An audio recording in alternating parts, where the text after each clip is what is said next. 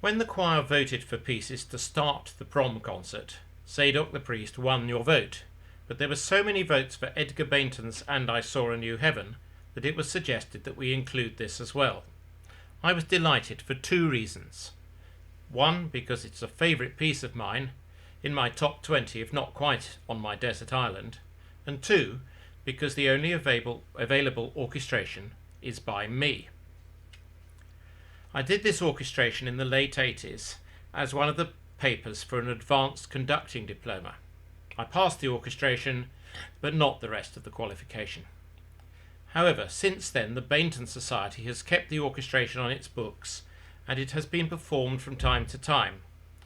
I, however, have never heard it, so I'm especially looking forward to including it in the Jubilee Prom. In the early part of the 20th century, there were many really busy composers whose work was popular then, but only slightly remembered now. Examples are Charles Wood, Balfour Gardner, George Dyson, Harold Darke, Eric Tiemann, John Ireland, Herbert Sumption, and Edgar Bainton. All of the above wrote major works, but are now remembered for some small gems of church music, of which And I Saw a New Heaven is a prime example. For most people, even choral singers, Bainton is known as a one-hit wonder. However, he was a relatively well-known composer in his day. If you search the British Library catalogue for his music, you come up with 182 entries. Bainton was born in 1880 and studied at the Royal College of Music, where his composition teacher was Stanford.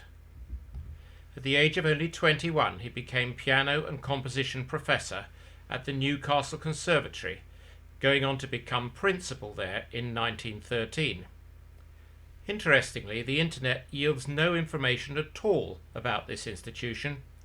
If you Google Newcastle Conservatory, all you get is firms in Newcastle who are prepared to put up a conservatory for you. In 1914, Bainton visited the famous Wagner Opera House in Bayreuth, Germany. Unfortunately for him, this meant he was still in Germany when World War I broke out, and he was arrested by the German authorities. He thus spent the whole war as a prisoner of war without ever having had to join the forces.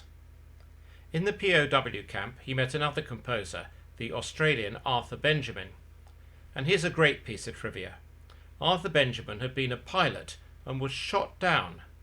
The pilot who shot him down was none other than Hermann Goering, later to become the most senior officer of the Nazi forces in World War II.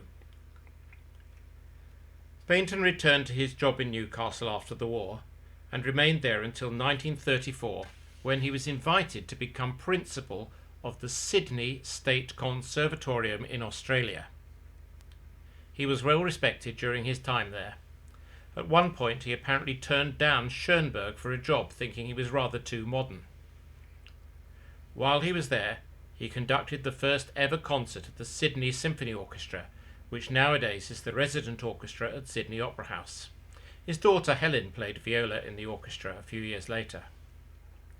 Bainton retired in 1945, but continued conducting, composing and lecturing until his death in Sydney in 1956.